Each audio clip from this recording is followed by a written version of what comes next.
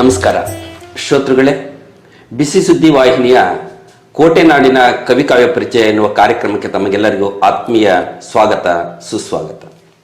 ಆತ್ಮೀಯರೇ, ಕನ್ನಡ ನಾಡು ಈ ಕನ್ನಡಮ್ಮನ ಮಡಿಲು ಸರ್ವ ಜನಾಂಗದ ಶಾಂತಿಯ ತೋಟ ಎನ್ನುವ ಮಾತನ್ನು ಕೇಳಿದ್ದೀರಿ. ಹುಟ್ಟಿನ ಕಾರಣದಿಂದಲೋ ಅಥವಾ ವಾಸಸ್ಥಾನದ ಕಾರಣದಿಂದಲೋ ಕನ್ನಡಮ್ಮನ ನೆಲ, ಜಲ, ಬದುಕು, ಸಂಸ್ಕಾರ, ಸಾಹಿತ್ಯಗಳನ್ನು ಕುರಿತು ತನ್ನದೇ ಆದಂತಹ ಶೈಲಿಯಲ್ಲಿ ಕೃಷಿ ಮಾಡಿ ಬಾನೆತ್ತರಕ್ಕೆ ಬೆಳೆದ ಸಾಹಿತಿಗಳ ಗುಂಪನ್ನು ನೋಡಿದ್ದೀರಿ, ಕೇಳಿದ್ದೀರಿ. ಅಂತಹವರ ಸಾಲಿನಲ್ಲಿ ಇಂದು ನಮ್ಮೊಟ್ಟಿಗಿರುವಂತಹ ಅತಿಥಿಗಳೊಬ್ಬರನ್ನು ನಿಮಗೆ ಪರಿಚಯಿಸುತ್ತಿದ್ದೇನೆ.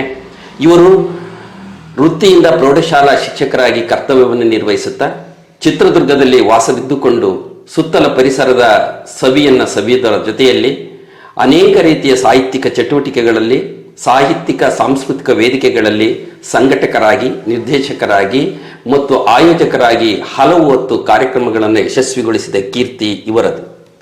ಇವರೀಗ ಸಾಹಿತ್ಯದ ಕೃಷಿಯಲ್ಲಿ ಸೂಜಿ ಮೊಗದ ಸುಂದರಿ, ತುಂತುರು ಹನಿಗಳ ಸಂಭ್ರಮ ಎರಡು ಕೃತಿಗಳನ್ನು ಸಾಹಿತ್ಯ ಕ್ಷೇತ್ರಕ್ಕೆ ಅರ್ಪಿಸಿದ್ದು ಮತ್ತಷ್ಟು ಹುಡುಕಾಟದಲ್ಲಿ ತಮ್ಮನ್ನು ತಾವು ತೊಡಗಿಸಿಕೊಂಡಿದ್ದಾರೆ. ಅಂತಹ ಯಶಸ್ವಿ ಮತ್ತು ಸಕ್ರಿಯ ಶಿಕ್ಷಕರಾಗಿ ಕರ್ತವ್ಯವನ್ನು ನಿರ್ವಹಿಸುತ್ತಿರುವಂಥ ಚಾಂದಿನಿ ಖಲೀದ್ರವರು ನನ್ನೊಟ್ಟಿಗೆ ಈ ದಿನದ ಕಾರ್ಯಕ್ರಮದಲ್ಲಿ ಭಾಗವಹಿಸಲಿದ್ದಾರೆ. ಅವರನ್ನ ಆತ್ಮೀಯವಾಗಿ ಈ ಕಾರ್ಯಕ್ರಮಕ್ಕೆ ಬರಮಾಡಿಕೊಳ್ಳೋಣ. ನಮಸ್ಕಾರ ಮೇಡಮ್, ತಮ್ಮನ್ನ ಆತ್ಮೀಯವಾಗಿ ಕಾರ್ಯಕ್ರಮಕ್ಕೆ ಸ್ವಾಗತಿಸ್ತಾ ಇದ್ದೇನೆ. ನೀವು ಒಬ್ಬ ಶಿಕ್ಷಕರಾಗಿ ಮಕ್ಕಳೊಟ್ಟಿಗೆ ಕೆಲಸವನ್ನು ಮಾಡುತ್ತಾ, ಸಾಂಸಾರಿಕವಾದಂತಹ ಜವಾಬ್ದಾರಿಗಳನ್ನು ನಿರ್ವಹಿಸುತ್ತಾ, ಸಂಘಟನೆಗಳ ಜೊತೆಯಲ್ಲಿ ನಿಮ್ಮನ್ನು ನೀವು ಗುರುತಿಸಿಕೊಳ್ಳುವುದರ ಜೊತೆಗೆ ಒಂದಷ್ಟು ಸಾಹಿತ್ಯ ಕೃಷಿಯಲ್ಲಿ ತೊಡಗಿಸಿಕೊಂಡು ಡಾಕ್ಟರೇಟ್ ಪದವಿಯನ್ನು ಪಡೆಯುವ ಹಂತಕ್ಕೆ ನೀವು ಬಂದದ್ದು ಬಹಳ ಸಂತಸದ ಸಂಗತಿ.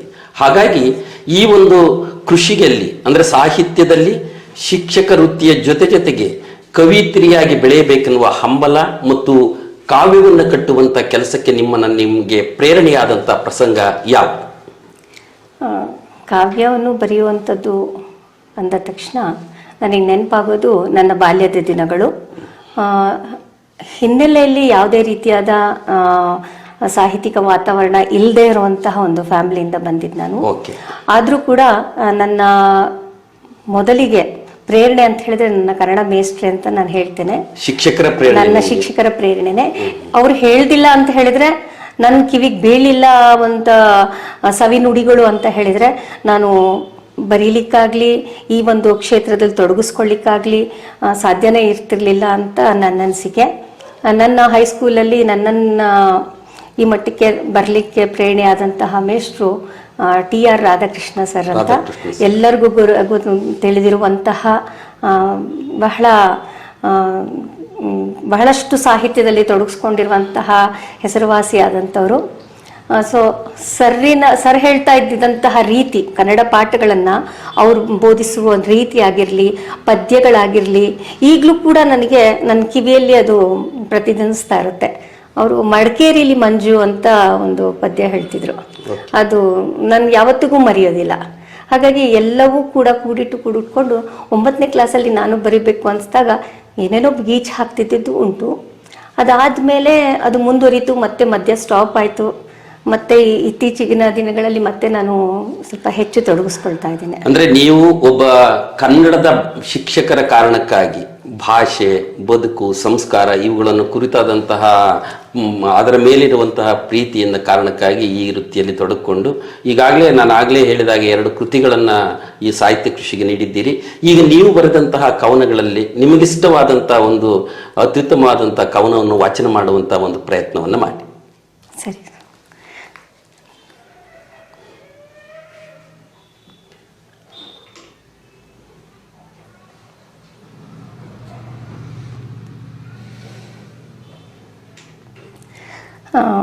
ಕವನದ ಶೀರ್ಷಿಕೆ ಇಷ್ಟ ಅನ್ನೋದ್ಕಿಂತ ನನ್ಗಿಷ್ಟವಾದದ್ದು ಬೇರೆದಿದೆ. ಎಲ್ಲವೂ ಇಷ್ಟನೇ. ತಾಯಿಗೆ ಮಕ್ಳು ಇಷ್ಟ ಅಂತ ಹೇಳಿ ಎಲ್ಲ ಮಕ್ಕಳು ಇಷ್ಟ. ಅದರಲ್ಲೂ ಕೂಡ ಒಂದಷ್ಟು ನನ್ನ ಹತ್ರ ಇರುವಂತಹ ಕವನವನ್ನು ಓದ್ಲಿಕ್ಕೆ ಇಷ್ಟಪಡ್ತೇನೆ. ಆಕಾಶ ಬುಟ್ಟಿ ಅಂತ ಶೀರ್ಷಿಕೆ. ಜೀವನ 3 ದಿನದ ಪಯಣ, 100 ದಿನಗಳ ಮಾತೇಕೆ, ಈ ಕ್ಷಣದಲ್ಲಿ ನಾವು ಬದುಕೋಣ, ಬಾಳಿಗೊಂದು ಅರ್ಥವ ನೀಡೋಣ. ಮಿಂಚು ಹುಳುಗಳು ತನ್ಮಯಗೊಂಡು ಸಂಭ್ರಮದಲ್ಲಿ ಲಾಟೀನು ಹಿಡಿದು ಹೊರಟಿವೆ, ಕಾನನದ ಅಂತರಾಳವ ಮೆರಗೊಳಿಸಲು ತನ್ನರಿವಿನ ಸಂದೇಶವನ್ನು ಸಾರಿ ಹೇಳಲು. ಕಳೆಯುತ್ತಿದೆ ಇರುಳು ಧಾವಂತದಲ್ಲಿ, ತಿಮಿರವ ಹೊತ್ತು ಕಣ್ರೆಪ್ಪೆಗಳ ಆಕಾಶ ಬುಟ್ಟಿಯಲ್ಲಿ ಹಬ್ಬಿದ ಗಗನದ ಶುಭ್ರ ಶ್ವೇತ ಹೃದಯವ ತಲುಪಲು, ತನ್ನ ಜಾಡ್ಯವ ತೊರೆದು ಚೇತನವಾಗಲು.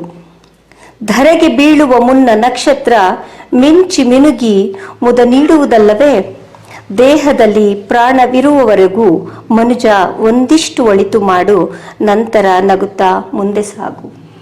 ಅಂದ್ರೆ ಆಕಾಶ ಬುಟ್ಟಿಯಲ್ಲಿ ಕುಳಿತ ಮನುಷ್ಯ ತನ್ನ ಬದುಕಿನಲ್ಲಿ ಬೇರೆಯವರಿಗೆ ಸ್ಫೂರ್ತಿಯಾಗೋ ರೀತಿಯಲ್ಲಿ ಬದುಕಬೇಕು ಅನ್ನುವಂಥ ಒಂದು ವಿಚಾರವನ್ನು ಇಟ್ಕೊಂಡು ಈ ಕವನವನ್ನು ರಚಿಸಿದ್ದೀರಿ. ಈ ಕವನದ ಒಂದು ಸಂದೇಶ ಏನನ್ನ ಕೊಡೋದಿಕ್ಕೆ ಬಯಸ್ತದೆ?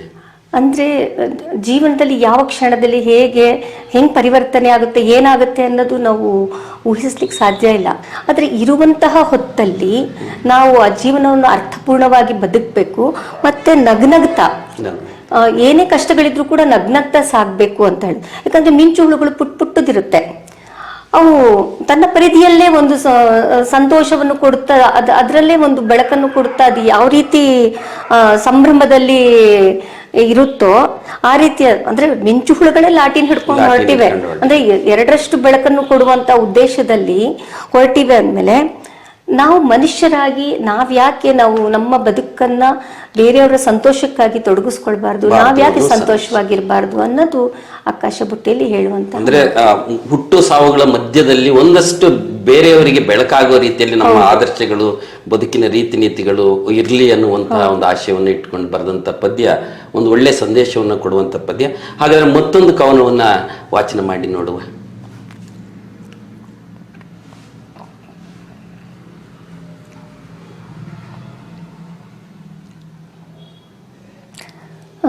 ಕವನದ ಶೀರ್ಷಿಕೆ ಧೂಳಿನಲ್ಲಿ ಅರಳಿದ ನೆನಪುಗಳು ಅಂತ. ಅಟ್ಟದ ಮೇಲೆ ಮಟ್ಟ ಹಾಕಿದ ನೆನಪುಗಳ ಮೂಟೆಗಳು ಸ್ತಬ್ಧ, ಗೋಡೆಯ ಮೇಲೆ ಲೊಟಗುಟ್ಟುವ ಹಲ್ಲಿಗಳ ಅಬ್ಬರ, ಇಲಿಗಳ ಸಂಭ್ರಮ ಸಡಗರ, ಮಡಚಿಟ್ಟ ಹಾಸಿಗೆಯ ಕಮಟು ವಾಸನೆ, ನೇತು ಬಿದ್ದ ಬಿಳಿ ಮಚ್ಚರ್ದಾನಿನ ಮಸುಕಾದ ಬಣ್ಣ, ಬತ್ತಿ ಒಣಗಿ ತುಕ್ಕಿಡಿದ ಲಾಟಿನಿನ ಬಿರುಕಾಗಿ ಮಬ್ಬಾದ ಗಾಜು, ಮೂಲೆಯೊಂದರಲ್ಲಿ ಕಾಲ್ಮುರಿದು ಕಂಗಾಲಾದ ಆರಾಮುಚ್ಚೇರು, ಇಟ್ಟ ಏಣಿಯು ತೆಗೆದಾಗಿದೀಗ ಮಾಯವಾಗಿದೆ ಅಮ್ಮಳ ಕೈ ಬಳೆಗಳ ನಿನಾದ, ಕಾಲ್ಗೆಜ್ಜೆಯ ಮೃದುಲಾಸ್ಯ, ಒಡೆಯನ ಒಲವು ಮಾಯವಾಗಿ ಮೈಯೆಲ್ಲ ಲೇಪಿಸಿದೆ ಧೂಳು, ಆ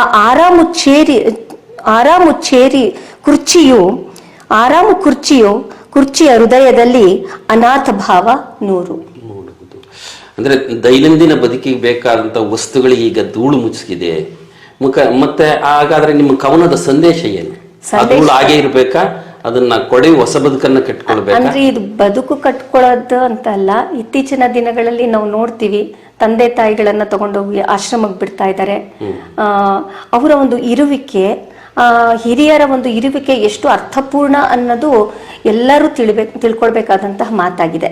ಹಾಗಾಗಿ ನನ್ನ ಕಲ್ಪನೆಯಲ್ಲಿ ಒಂದು ಮನೆ, ಒಂದು ಅಟ್ಟ ಇದೆ, ಅದರಲ್ಲಿ ಏಣಿ ಇದೆ, ತಂದೆ ತಾಯಿ ಮಕ್ಕಳು ಕೆಳಗಡೆ ಆರಾಮಾಗಿ ಮಲ್ಕೊಂಡ್ಲಿ ಅಂತ ಹೇಳ್ಬಿಟ್ಟು ಅಟ್ಟದ ಮೇಲೆ ಹೋಗಿ ಮಲಗ್ತಿರ್ತಾರೆ. ಸೊ ಆ ಏಣಿ ತೆಗ್ದಾಗಿದೆ ಈಗ, ಅಂದ್ರೆ ಅಲ್ಲಿ ಅಪ್ಪ ಅಮ್ಮ ಇಲ್ಲ ಅಂತ. ಅಂದ್ರೆ ಆ ಮನೆಯ ಪರಿಸ್ಥಿತಿ ಹೇಗಿದೆ ಅಂದ್ರೆ ಎಲ್ಲಾ ವಸ್ತುಗಳ ಮೇಲೆ ಧೂಳಿದೆ, ಆ ಲಾಟಿನು ಬಿರುಕಾಗಿದೆ, ಆ ಮಬ್ಬಾಗಿದೆ. ಹಾಗಾಗಿ ಇದೆಲ್ಲ ಹೇಳ್ಕೊಂಡು ಹೋಗುತ್ತೆ. ಮೇಣದ ಬತ್ತಿ ಹೇಗಾಗಿದೆ ಅನ್ನೋದು, ಮೂಲೆ ಅಂದ್ರೆ ಕಾಲ್ ಮುರಿದಂತ ಆ ಮನೆ ಒಡೆಯ ಆರಾಮ್ ಚೇರಲ್ಲಿ ಕುತ್ಕೊಳ್ತಾ ಇದ್ದ. ಅವನು ಕೂತ್ಕೊಳ್ತಾ ಇದ್ದಂತಹ ಇರುವಿಕೆಯ ಒಂದು ಮಹತ್ವ ಏನಿದೆ ಈಗ ಅಲ್ಲಿ ಇಲ್ಲ. ಹಾಗಾಗಿ ಆ ಚೇರು, ಅದೇನು ಕುರ್ಚಿ ಅಂತ ನಾವೇನು ಹೇಳ್ತಿದೀವಿ, ಅದರ ಹೃದಯದಲ್ಲೂ ಕೂಡ, ಅಂದ್ರೆ ಅದೊಂದು ಕುರ್ಚಿ ಅನ್ನೋದು ನಿಸ್ಸಾರ ವಸ್ತು, ಆದ್ರೆ ಆ ನಿಸ್ಸಾರದಲ್ಲೂ ಕೂಡ ಒಂದು ಸಾರ ಇದೆ. ಅಂದ್ರೆ ಅಲ್ಲಿ ಭಾವನೆಗಳು ತುಂಬಿದೆ. ಆ ಕುರ್ಚಿಯಲ್ಲಿ ಒಡೆಯನ ಒಂದು ಪ್ರೀತಿ, ಒಡೆಯ ಒಂದು ವಿಶ್ವಾಸ, ಅವನು ಕೂರ್ತಿದ್ದು ಸಾಕಷ್ಟು ಸಮಯ ಅಲ್ಲಿ ಕಳೆಯುತ್ತಿದ್ದು ಆ ಕುರ್ಚಿಗೂ ಕೂಡ ಬೇಸರವನ್ನು ತಂದಿದೆ.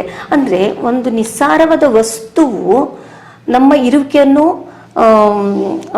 ಫೀಲ್ ಮಾಡ್ತಾ ಇದೆ ಅಥವಾ ಅನುಭವಿಸ್ತಾ ಇದೆ ಅಂದಮೇಲೆ, ಜೀವ ಇರುವಂತಹ ನಾವು ಮನುಷ್ಯರು ಅಷ್ಟು ಸುಲಭವಾಗಿ ತಂದೆ ತಾಯಿಗಳನ್ನ ತೊರೆಯುವಂತ ಧೈರ್ಯ ಹೇಗ್ ಮಾಡ್ತೀವಿ.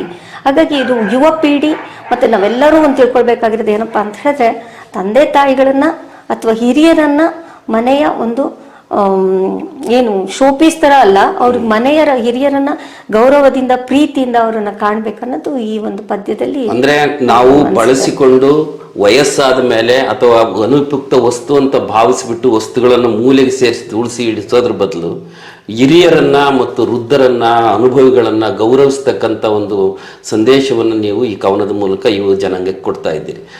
ಇಂತಹ ಅನೇಕ ಕೃತಿಗಳ ಮೂಲಕ, ಕವನಗಳ ಮೂಲಕ ನೀವು ಜನಜಾಗೃತಿಯನ್ನು ಮೂಡಿಸುವಂಥ ಒಂದು ಕೆಲಸವನ್ನು ಮಾಡ್ತಾ ನಿಮ್ಮ ಪಯಣ ಸಾಗಲಿ ಅಂತ ಹಾರೈಸ್ತಾ, ನಮ್ಮ ಕರೆಗೆ ಹೋಗೊಟ್ಟು ಈ ದಿನದ ಈ ಕಾರ್ಯಕ್ರಮದಲ್ಲಿ ಮುಖ್ಯ ಅತಿಥಿಯಾಗಿ ಆಗಮಿಸಿ 2 ಅಮೂಲ್ಯ ಕವನಗಳನ್ನು ವಾಚಿಸೋದ್ರ ಮೂಲಕ ನಿಮ್ಮ ಅಭಿಪ್ರಾಯಗಳನ್ನು ವ್ಯಕ್ತಪಡಿಸಿದ್ದಕ್ಕಾಗಿ ಬಿಸಿ ಸುದ್ದಿ ಕೋಟೆ ನಾಡಿನ ಕವಿಕಾವ್ಯ ಪರಿಚಯ ಕಾರ್ಯಕ್ರಮದ ಪರವಾಗಿ ನಿಮಗೆ ತುಂಬ ಹೃದಯದ ಧನ್ಯವಾದಗಳು. ನಮಸ್ಕಾರ.